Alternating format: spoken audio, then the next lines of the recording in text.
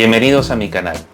En esta oportunidad haremos una breve exposición acerca de la falacia y cómo se clasifica. Pero antes de comenzar los invito a suscribirse a mi canal y activar las notificaciones para que estén al tanto de los nuevos trabajos que publico.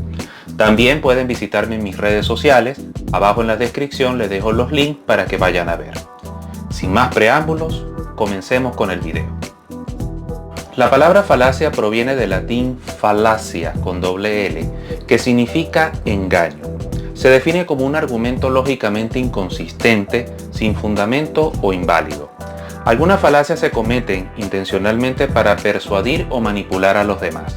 En ocasiones pueden ser tan sutiles y persuasivas, por lo que se debe poner mucha atención a la hora de detectarlas. Que un argumento sea falaz no significa que las premisas o las conclusiones sean falsas en sí. Muchas veces lo que lo hace falaz es la invalidez del argumento. Pasemos ahora a la clasificación. La primera clasificación de falacias fue dada por Aristóteles en una de sus obras, en la cual las agrupó en dos categorías, las 13 falacias que él logró identificar en su estudio. Las primeras son las que dependen del lenguaje y las segundas son las que no dependen del lenguaje. En el primer grupo puso las 6 falacias que dependen del lenguaje, tales como las ambigüedades, anfibologías, combinaciones de palabras, acentos y forma de expresión. En el segundo grupo colocó los accidentes, las falacias de las muchas preguntas, muy utilizadas en los interrogatorios lamentablemente, la petición de principio y la afirmación consecuente. Otra clasificación conocida, y es la que vamos a desarrollar a continuación, son las falacias formales y las falacias informales. Las falacias formales son aquellas donde el error está en la estructuración del argumento, en la forma en cómo están estructuradas, tanto las premisas como las conclusiones. En cambio, las informales son aquellas cuyo error no está en la estructura, sino está en el contenido en sí del argumento o en el significado del argumento. En las primeras se pueden clasificar la afirmación consecuente y la negación de los antecedentes. Y en el segundo grupo pudiera clasificarse la falacia del hombre de paja o los argumentos ad hominem, cuyo significado ya vamos a ver a continuación. Hay otra clasificación en la cual las falacias se clasifican entre las falacias deductivas y las falacias inductivas. Las primeras son aquellas que pretende validar una deducción que en realidad no lo tiene. Por ejemplo, una afirmación consecuente. Mientras que las falacias inductivas, por el contrario, son aquellas que solo pretenden dar apoyo inductivo a una conclusión cuando en realidad tampoco lo tiene. Eso es cuando ellos quieren aplicar una ley general para lograr explicar un fenómeno en particular que en realidad no encuadra o no es la ley específica para poder explicar un determinado fenómeno. Un caso de esto sería la generación o la generalización apresurada. Dentro de las falacias formales podemos identificar, por ejemplo, la afirmación consecuente. Y quiero dar una definición sobre esta falacia partiendo de un ejemplo. Por ejemplo, si María estudia, entonces aprobará el examen. María aprobó el examen. Por lo tanto, María estudió. Esta falacia es evidente, porque es obvio que existen múltiples causas o múltiples razones por las cuales, en el ejemplo que citamos, María aprobó el examen. Quizás se copió de su compañero, quizás tuvo suerte, o sencillamente logró recordar lo que había visto en clases anteriores. Esta falacia es muy parecida a lo que se llama un criterio reduccionista. Son aquellas personas que pretenden solamente atribuirle una causa a una consecuencia determinada. Esto se ve mucho en los debates acalorados que se dan con el tema del cambio climático. Algunos aducen a la actividad del hombre y otros, por el contrario, le dan responsabilidad o, digámoslo así, le dan como causa a ciertos fenómenos del globo terráqueo o de la actividad solar, entre otros. Eso como por ponerles un ejemplo de lo que es una afirmación consecuente. Le atribuyen una sola causa al resultado de un determinado fenómeno, cuando en realidad existen múltiples causas que pueden atribuirse a dicho fenómeno.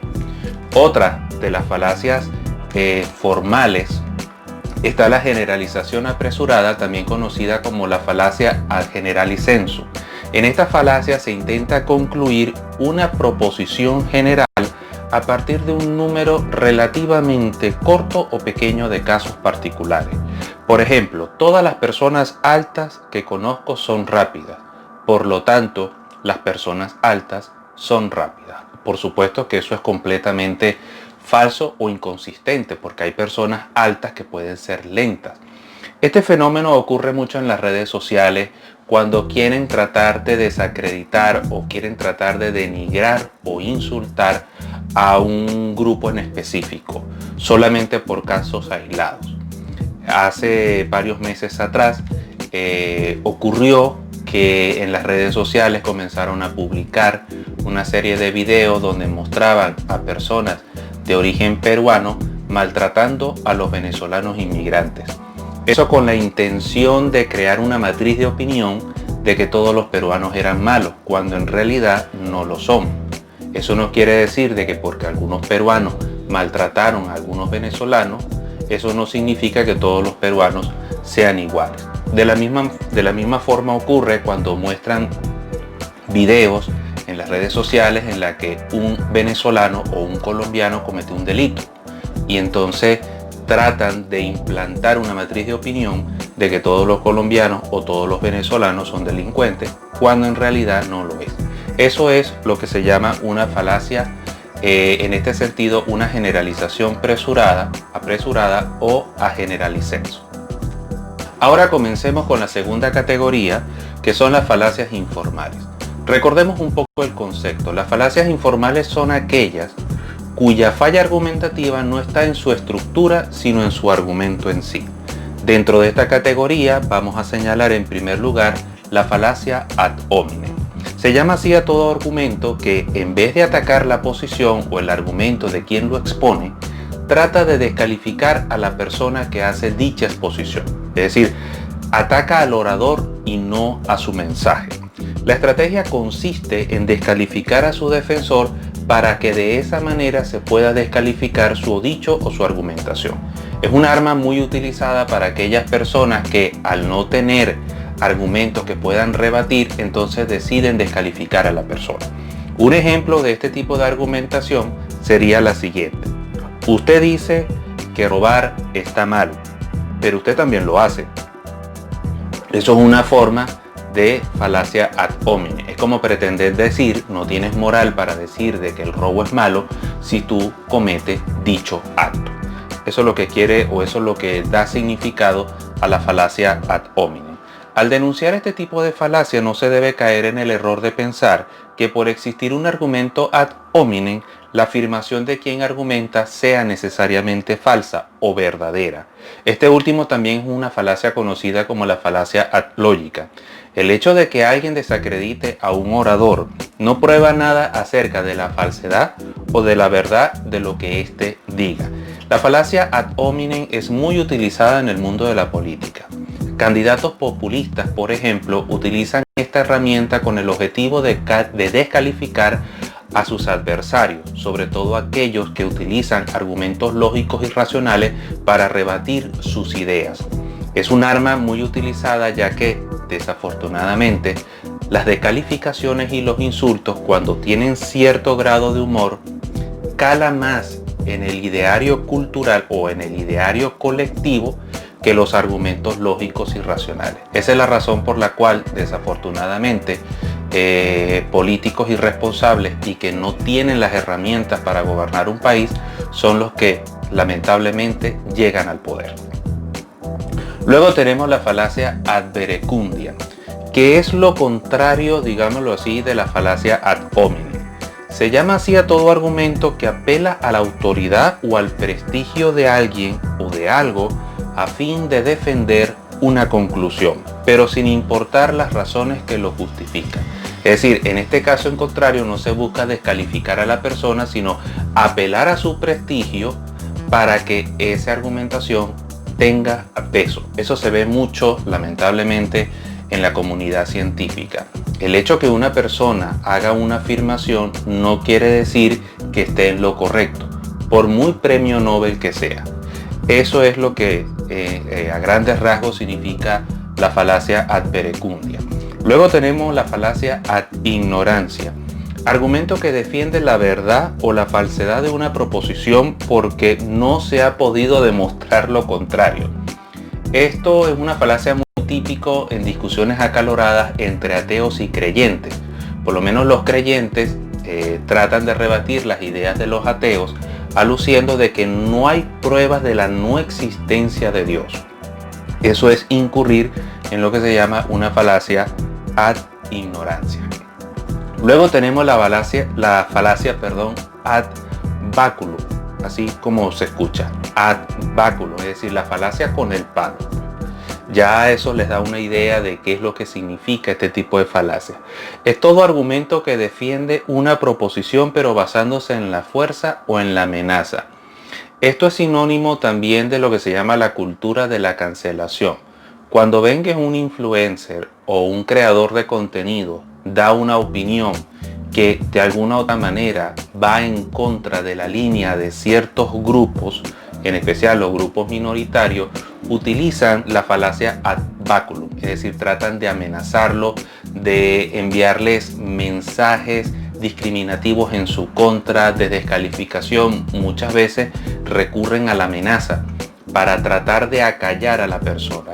Eso es lo que se llama la falacia ad baculum, es decir, a través de la violencia, a través de la fuerza, trata de descalificar a una persona y acallar sus mensajes, solo porque tiene una opinión distinta a la de ese grupo. Me parece una de las falacias más reprochables y eso se ve desafortunadamente en las redes sociales e inclusive en los medios de comunicación tradicional. Luego tenemos la falacia circular, conocida también como petición de principio, que ya lo hemos mencionado mucho al inicio del discurso cuando hablábamos de las clasificaciones. Es todo argumento que defiende una conclusión que se verifica recíprocamente con la premisa, es decir, que justifica la veracidad de la premisa con la conclusión y viceversa, y por lo tanto comete esa circularidad. Pudiera ser otra manifestación de lo que es el reduccionismo o un argumento reduccionista. Un ejemplo de este tipo de falacia sería: yo siempre digo la verdad, por tanto yo nunca miento. Es un mal empleo de lo que es el argumento a contrario sexo.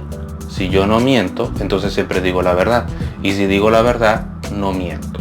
Por supuesto que esto es una falacia terrible. El hecho de que yo tenga la fama de no mentir no significa que lo que yo estoy señalando en estos momentos sea cierto o no.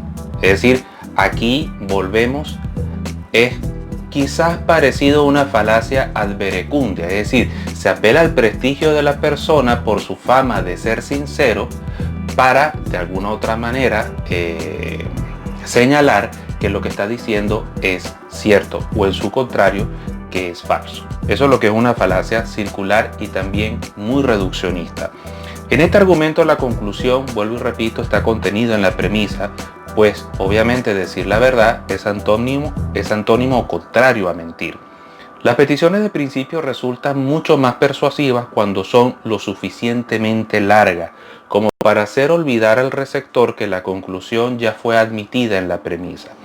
Toda petición de principio, tiene esta característica. Cuando la proposición, por ser probada, se asume en algún punto anterior, se vuelve a asumir también en la premisa. Y finalmente, este vendría siendo la penúltima. Tenemos la falacia del hombre de paja. La falacia del hombre de paja sucede cuando, para rebatir los argumentos de un interlocutor, se distorsiona su posición y luego se refuta esa versión modificada. Así, lo que se refuta no es la posición del interlocutor, sino una distinta que en general es mucho más fácil de atacar. Esto también se ve mucho en las redes sociales, sobre todo en grupos minoritarios que tratan de imponer su línea de opinión y entonces tratan de tergiversar los señalamientos de las personas en contra para poderlos atacar de manera muy fácil.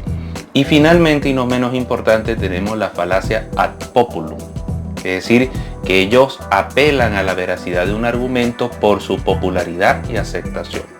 Lamentablemente eso se ve mucho en los sistemas democráticos. el hecho de que una persona sea popular o que una persona o que una idea o una posición sea popular y aceptada no significa que sea lo correcto. Y lamentablemente este tipo de falacia lo aplican mucho, no solamente en las redes sociales, sino en las películas, tratando de promover la tolerancia de ciertas conductas que son nocivas para el ser humano, pero por ser tolerables y por ser aceptadas, terminan de alguna manera mostrando la sensación de que es lo correcto hacerlo, cuando en realidad no lo es. Y bien, es todo por el video de esta semana. Si les gustó, no olviden darle pulgar arriba y compartirlo. Gracias por su generosa atención y nos vemos en próximos trabajos. Un saludo cordial y hasta pronto.